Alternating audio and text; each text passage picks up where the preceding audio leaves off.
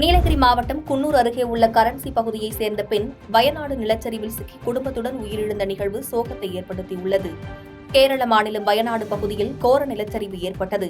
இதில் பலர் உயிரிழந்த நிலையில் குன்னூர் அருகே உள்ள கரன்சி பகுதியைச் சேர்ந்த கௌசல்யா என்பவர் கடந்த 2 ஆண்டுகளுக்கு முன்பு வயநாடு சூரன்மலை பகுதியில் விஜிஸ்குட்டன் என்பவரை திருமணம் செய்து குடும்பத்துடன் சூரன்மலை பகுதியில் வசித்து வந்துள்ளார்.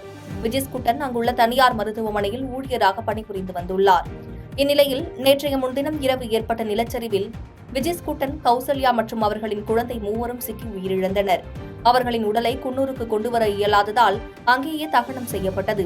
குன்னூர் பகுதியைச் சேர்ந்த பெண் வயநாடு கோர விபத்தில் உயிரிழந்தது அப்பகுதி மக்களை சோகத்தில் ஆழ்த்தியுள்ளது. பொண்ணு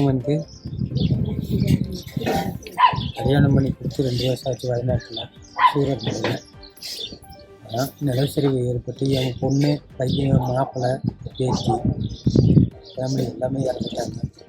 கேள்விப்பட்டு நாங்கள் போனோம்.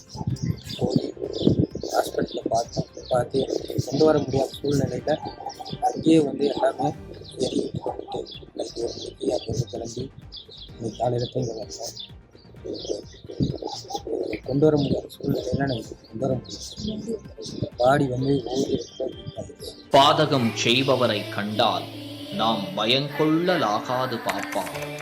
மோதி மிதித்து விடு பாப்பா, அவர் முகத்தில் உமிழ்ந்து விடு பாப்பா. அண்மை செய்திகளை உடனுக்குடன் தெரிந்து கொள்ள இணைந்திருங்கள் இயம்நாடு தொலைக்காட்சியுடன்.